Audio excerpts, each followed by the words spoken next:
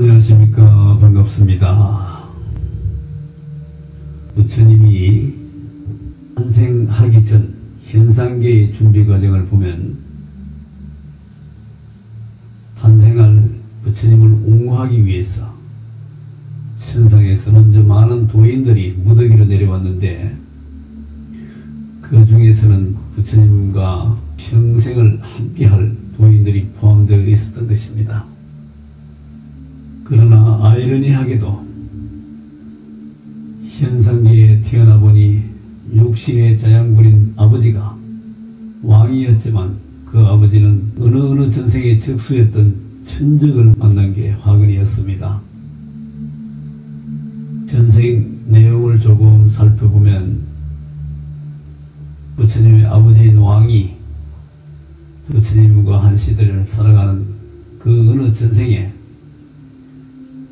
부처님이 살고 있는 마을에 어느 부족의 군인 우두머리의 신분으로 부처님이 살던 마을에 와서 먹을 것과 입을 것을 내어놓으라고 했지만 없어서 내놓지 못하면 욱박지르고 모든 것을 강탈하고 마을에 불을 지르고 마지막에는 마을 사람들의 몸을 포박해서 모두 줄을 세워놓고 몰살을 시키기 위해서 칼과 창으로 한 사람씩 죽여나가고 있을 때였습니다. 그때 부처님도 건장한 청년이었는데 이웃 마을에서 어떤 일을 보시다가 이 사실을 듣고 동네 사람들과 부모님을 구해야겠다는 일념으로 무조건 달려가게 되는데 상대가 칼과 창으로 무장한 사람이라면 자신이 가져야 할 것을 생각하지 않을 수 없었던 것입니다. 그래서 생각한 것이 멀리서도 제압할 수 있는 무기가 활이라고 생각하였던 것입니다. 급히 활을 하나 수습해서 달려가니 닥쳐있는 상황이 상당히 엄중하고 급하다는 것을 알고 이렇게 고함을 쳤습니다. 멈추라. 멈추지 않으면 이 활로 쏘겠다 라고 경고를 하니까 이분은 사람을 죽이다가 멈칫하면서 부처님을 노려보면서 당장이라도 창과 칼로 죽일 듯이 날뛰는 것이었습니다. 자기가 최고라고 생각하고 사람들을 죽이고 있었는데 난데없이 적수가 나타났으니 너도 죽여주마 하고 부처님에게 창과 칼로 덤비며 전투를 걸어옵니다. 그때 부처님도 이 살인자를 죽이지 않으면 마을 부족들이 다 죽을 것이고 자기도 죽을 것이라는 판단에 싸우지 않을 수 없는 상황에 놓이게 됩니다. 그래서 동시에 하르시울과 창이 서로 공격을 하게 되었는데 승자는 부처님이 되고 패자는 부처님의 아버지인 왕이었던 것입니다. 그 적수가 2만 년 전에 일어났던 일이지만 카르마 없이는 손톱만큼도 피해가지 못하고 일어난 것이며 그 이유가 있습니다. 왜냐하면 부처님이 그 생에 현상계를 마지막 내려올 것을 알고 적수의 업식이 기다리고 있었던 것입니다. 그러니까 이걸 해결할 타임에 서로가 맞아떨어진 것입니다. 부처님께서는 이것을 다 아시고 왕이 주는 참혹한 고통을 아무런 저항 없이 받아넘기며 상대 안갚음의 재료가 되어 주었던 것입니다. 반면에 왕은 전생 칼잡이이며 아수레였기에 본래의 무자비한 성격 탓으로 아들인 부처님을 조금이라도 더 괴롭히기 위해서 그 당시 도인들을 300여 명이나 죽였고 이분들의 시체는 무시무시한 사냥개들이 항상 먹게 했다는 것입니다. 참고 삼아 말하지만 부처님들이나 산신 어른들은 이 개고기에 대해서만은 아주 싫어하십니다. 수천 년 동안 시공간과 인간 정신에 각인되어 있는 이러한 신식은 아무리 오래돼도 싫은 건 싫은 것이고 좋은 건 좋은 것이라는 게 상위 선인들의 메시지가 분명합니다.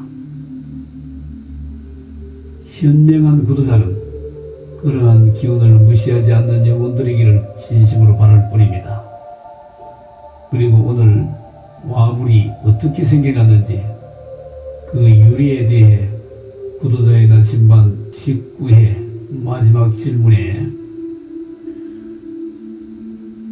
와불이 생기게 된 동기는 부처님이 왕궁에서 나오시기 전이었고 그때는 당연히 시기적으로 석가모니 부처님이 도를 이루지 못할 때였으니까 와불을 석가모니 부처님이라고 현상계에서 알고 있는 것은 잘못 알고 있는 것이 아닌가라는 의문의 질문을 들었을 때 소승의 불령어른은 이렇게 답을 주십니다. 그래, 나는 온몸을 쓸 수 없는 상태인데 자기네들은 그게 뭐 좋다고 그런 상을 만들어 놓고 온갖 내용들을 붙여가며 상상을 키워가고 있으니 그 형상을 볼 때마다 나는 피눈물이 난다 라고 하셨습니다. 그 다음 소승이 또 이렇게 질문 드려봅니다. 가슴 아픈 내용을 제가 자꾸 여쭙고자 하니 숭고합니다만 소중하고 새로운 내용을 공부하게 되어 무엇보다도 훌륭한 순간을 맞이하고 있습니다. 그러고 보니 와불에 대해 우리가 알고 있던 것과는 달리 불령 어른에게는 남다른 감정을 느끼게 한다는 것을 알았습니다. 알고 나니 아주 죄송함을 느낍니다. 어찌 이런 일이 있을 수 있는지 이 시대에 와서 와불이 난립하고 있고 이런 사실을 알았든 몰랐든 와불을 모시고 있는 사찰도 있고 한데 하나같이 목적과 수단이 수행 차원이었으면 좋았을 텐데 라고 말씀드리니 이렇게 답을 주십니다. 너 때문이 아니다. 그때 당시 어쩔 수 없었다 라고 하셨습니다. 그 다음 소승이 이렇게 또 질문 드려봅니다. 아무튼 이 상황이 와불이 생기게 된 동기네요? 라고 여쭈었더니 이렇게 답을 주십니다. 도인들이 몸을 벗고 올라와 보니 그때 나를 본 거야. 오, 부처님이 누워서도 말씀하신다고 하되 사실 그게 아닌데 더 설명해 줄 방법이 없더라. 왕이 도인들을 300명 넘게 죽였다 라고 하셨습니다. 그 다음 소승이 이렇게 또 질문 드려봅니다. 그때 당시 도인들이 많았네요 라고 여쭈었더니 이렇게 답을 주십니다. 한 집에 한두 명 있을 정도로 많았지 라고 하셨습니다. 그 다음 소승이 이렇게 또 질문 드려봅니다. 그럼 그때 당시 어떻게 해서 그렇게 도인들이 많았을까요? 하고 여쭈었더니 이렇게 답을 주십니다. 부처님을 옹호하려고 천상에서 무더기로 막 내려왔지. 그러니 집집마다 의사소통이 잘 되고 했는데 결국 이 상황과 동떨어진 곳은 궁이었지. 이곳에 부처님이 내려 앉았으니 어떻게 됐겠나. 부처님도 오실 때는 걱정 안 하고 도를 닦고 가시려고 했는데 오히려 더 참혹하게 상황을 맞이했지.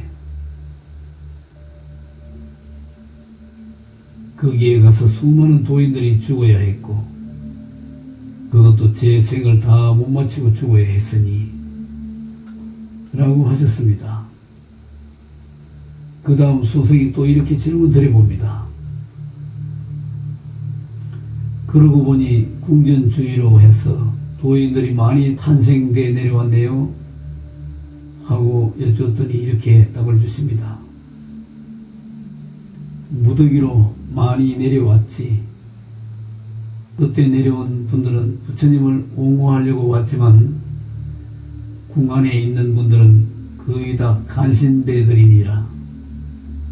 무슨 술사요 관리자요 하는 분들도 그렇고 부처님 옆에서 시봉하는 자들도 거의 다 간신배들이니라.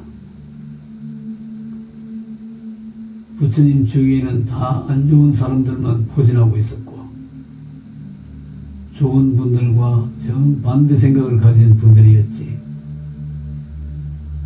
라고 하셨습니다. 그 다음 소승이 또 이렇게 질문 드려봅니다. 부처님이 궁에서 마지막 나오게 된 동기와 나이는 몇 살인지 알 수 있겠습니까? 하고 여쭈었습니다. 대답은 부도자의 나침반 21회에 듣도록 하겠습니다. 시청해 주셔서 감사합니다.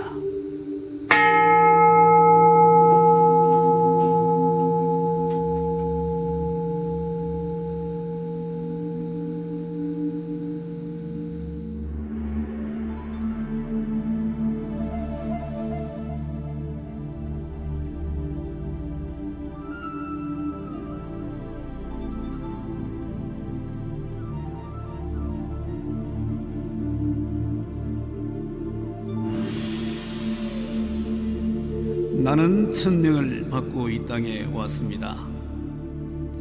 벗어날 수 없는 이 천명이 무엇인가를 깨달아 어기는 바가 없게 할 것입니다. 이 세상은 배움터입니다. 배우는 동안에 부귀영화만을 누리려는 것은 부질없는 생각입니다. 그런 생각에 젖어 있는 나는 장래를 기약할 수 없습니다. 나의 생명은 영원한 것, 영원히 살기 위한 공부를 하며 육신은 잠시 빌려입은 옷깃일 뿐이며 찬란해 보이는 이 형상세계의 모든 것은 공부 도구일 뿐입니다.